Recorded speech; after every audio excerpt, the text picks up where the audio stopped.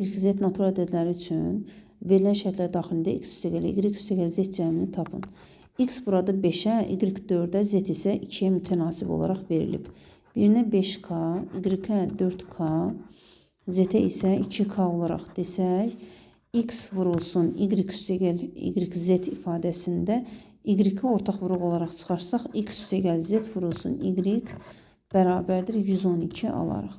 X deməli 5k üstəgəlinsin 2k vurulsun 4k bərabərdir 112. 7k vurulsun 4k bərabərdir 112. Buradan 112-ni 4-ə ixtisar eləsək 28, 28 ilə 7-ni ixtisar eləsək 4 qalar. Deməli k-nın kvadratı 4-dürsə, k da 2-yə bərabərdir.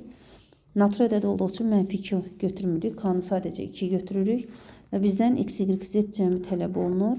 X, y, z cəmi 5k, 4k, 9k, 9k-nın da üzərinə 2k əlavə eləsək 11k.